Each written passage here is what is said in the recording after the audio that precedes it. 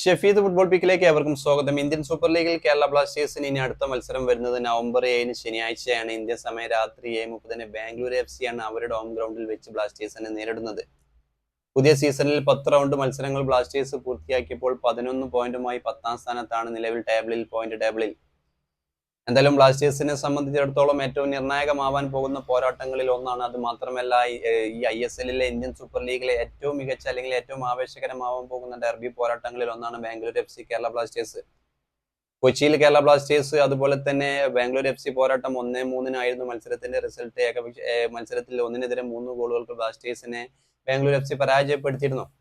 പക്ഷെ ബ്ലാസ്റ്റേഴ്സ് ആ മത്സരത്തിൽ പരാജയപ്പെട്ടെങ്കിലും ഏറ്റവും മികച്ച പ്രകടനം കാഴ്ചവെച്ചിരുന്നു. ഗോൾ കീപ്പറുടെ പിഴവിലാണ് ശരിക്കും ബ്ലാസ്റ്റേഴ്സ് ആ മത്സരത്തിൽ പരാജയപ്പെടുന്നത്. അല്ലെങ്കിൽ ഡിഫൻസിന്റെ പിഴവിൽ പ്രീതം കോട്ടാലിന്റെയും സോംകുമാറിന്റെയും പിഴവുകളാണ് ശരിക്കും ബ്ലാസ്റ്റേഴ്സിന് ആ മത്സരത്തിൽ പരാജയപ്പെടാൻ കാരണമെങ്കിലും ഏറ്റവും മികച്ച രീതിയിൽ കളിച്ച ബ്ലാസ്റ്റേഴ്സ് ടീമിനെയാണ് അന്ന് കൊച്ചിയിൽ കണ്ടത്. എന്തായാലും ബാംഗ്ലൂർ FCക്കെതിരെ കേരള ബ്ലാസ്റ്റേഴ്സ് കളിക്കാൻ ഇറങ്ങുമ്പോൾ ശരിക്കും പ്രതീക്ഷ നൽകാൻ പോകുന്ന കാര്യങ്ങളിൽ ഒന്ന്, കഴിഞ്ഞ തവണ ബാംഗ്ലൂരിൽ കേരള ബ്ലാസ്റ്റേഴ്സ് കളിച്ചപ്പോൾ ഏകപക്ഷീയമായി 1 ഗോളിന് പരാജയപ്പെട്ടത് ആബി ഹെർണാണ്ടസ് ബാംഗ്ലൂർ FCക്ക് വേണ്ടി അവസാനം 89ാം മിനിറ്റിൽ നേടിയ ഗോളിലായിരുന്നു. അന്ന് രണ്ടു ടീമുകളും ഒരു ശരാശരി പ്രകടനം 50-50 ചാൻസ് ആയിരുന്നു. ആ മത്സരത്തിൽ രണ്ടു ടീമുകളും ഒരു ശരാശരി പ്രകടനം മാത്രമാണ് കാഴ്ചവെച്ചത്. അതായത് ഏകപക്ഷീയമായ ഒരു ദയനീയമായ ഒരു പരാജയം ബ്ലാസ്റ്റേഴ്സ് കഴിഞ്ഞ തവണ ബാംഗ്ലൂർ FCക്കെതിരെ അവിടെ നിന്നും ശരിക്കും പരാജയപ്പെട്ടിട്ടില്ല. ഏകപക്ഷീയമായ ഒരു ഗോളിന്റെ തോൽവി ഏറ്റുവാങ്ങി. പക്ഷേ എങ്കിലും ഒരു ശരാശരി അല്ലെങ്കിൽ ഒരു മികച്ച പ്രകടനം ബ്ലാസ്റ്റേഴ്സിന് അന്ന് കാഴ്ചവെക്കാൻ കഴിഞ്ഞിട്ടുണ്ട്. ഇത്തവണ ബാംഗ്ലൂർ FCയിലേക്ക് ബ്ലാസ്റ്റേഴ്സ് പോകുമ്പോൾ പ്രതീക്ഷ നൽകുന്ന ഒരു കാര്യം ഈ സീസണിലെ തുടക്കത്തിലെ അവേ മത്സരങ്ങളിൽ ബ്ലാസ്റ്റേഴ്സ് കാഴ്ചവെച്ച പ്രകടനം തന്നെയായിരുന്നു. നോർത്ത് ഈസ്റ്റ് യുണൈറ്റഡ്, ഒഡീഷ ടീമുകൾക്കെതിരെ ബ്ലാസ്റ്റേഴ്സ് കാഴ്ചവെച്ച ഏറ്റവും മികച്ച പ്രകടനമായിരുന്നു ഈ സീസണിൽ ശരിക്കും ഷാരക്ക് കീഴിൽ അവേ മത്സരങ്ങളിൽ. ആ ഒരു പ്രകടനം ശരിക്കും ഒരു ആത്മവിശ്വാസം നൽകുന്നുണ്ട്. ബാംഗ്ലൂർ FCക്കെതിരെ അവരുടെ ഗ്രൗണ്ടിൽ മികച്ച പ്രകടനം കാഴ്ചവെക്കാൻ കഴിയുമെന്ന്. പിന്നീടുള്ള ഒരു കാര്യം, കേരള ബ്ലാസ്റ്റേഴ്സ് FC ഗോവയുടെ 1 ഗോളിന് പരാജയപ്പെട്ടു വരുമ്പോൾ 2-നെതിരെ 4 ഗോളുകൾക്ക് ഒഡീഷ FCയോട് പരാജയപ്പെട്ടിട്ടാണ് ബാംഗ്ലൂർ FC കേരള ബ്ലാസ്റ്റേഴ്സിനെ നേരിടുന്നത്. ശരിക്കും നമുക്കറിയാം ഈ സീസണിലെ തുടക്കത്തിൽ മത്സരങ്ങളിൽ തുടർച്ചയായ 3-4 മത്സരങ്ങൾ ബാംഗ്ലൂർ FCക്ക് ലഭിച്ചിരുന്നു. മികച്ച പ്രകടനമാണ് അവർ മത്സരങ്ങളിൽ കാഴ്ചവെച്ചത് എന്ന് ശരിയാണ്.